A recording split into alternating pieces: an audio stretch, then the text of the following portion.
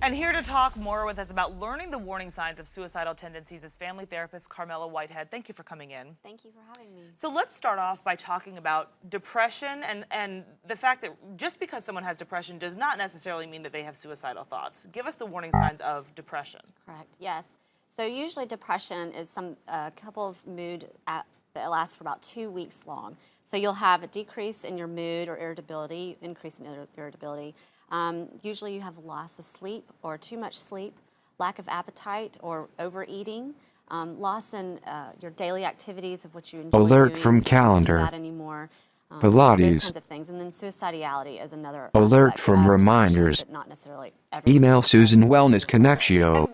To say that someone has had suicidal thoughts, what does that mean exactly in terms of I guess the extremity of what that could mean for some people, you know, to have that has occurred to them, or they actually have made plans to end their own life? What should you be looking for as an individual if you're concerned that you could be heading in that direction, or if you think someone in your life could be? So we've all been in a situation where we just thought, oh, I just wish I could just disappear. This feels awful. That's pretty normal. However, if you're constantly thinking that, especially over a 2-week span and it's every day and then it gets worse and worse, those are the kinds of things to watch out for. Typically as a therapist, what we would look for is if the person has a plan. And what I like to ask is, if you were to hurt yourself, what would you do? And if they specifically say, I would go and do this, this, and this, then I know that we need to take some extreme action. If you feel like you have a family member or you yourself are doing that, giving away things that you love dearly, contemplating how you would hurt yourself, then I would absolutely seek some help.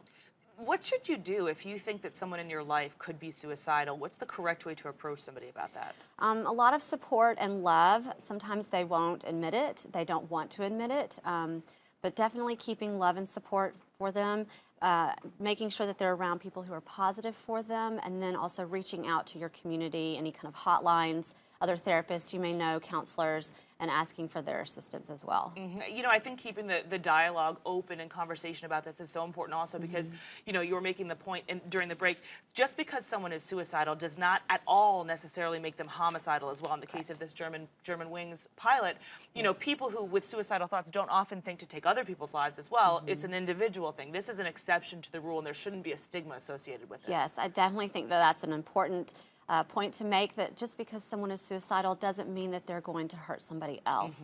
A lot of times it's inflicted upon themselves. There are some suicide, homicide cases that we tend to hear mostly about, but that is really the exception to the rule. And let me ask you this from a medical perspective. You know, you hear this story now, the headlines coming out about the fact that he had doctor's notes saying he was not fit to work. At what point from a medical perspective, if someone is being seen for depression, and if you had a patient who you had concerns about that with, you know, if I get a note from a doctor that says I have the flu, it's up to me whether or not I go to work and tell work that I have that note. At what point is a medical professional obligated to say to an employer or to someone else, this person should not be, you know, in charge of the lives of hundreds of people on a plane, for example? So there's a law that protects the client-patient confidentiality.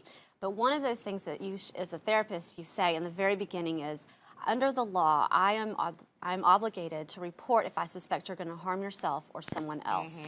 So in that case, there can be a gray area, and if as a counselor we have counsel itself to reach out to, and lawyers to ask if this is something that is reportable, and then you would contact the appropriate authorities. However, in some cases, though, it is very much that client-patient confidentiality that comes into play there. Carmella Whitehead, appreciate your coming in. Thank you for the insight. Let's take it over to Nick Koser now with a look at your AccuWeather forecast. All right, good information.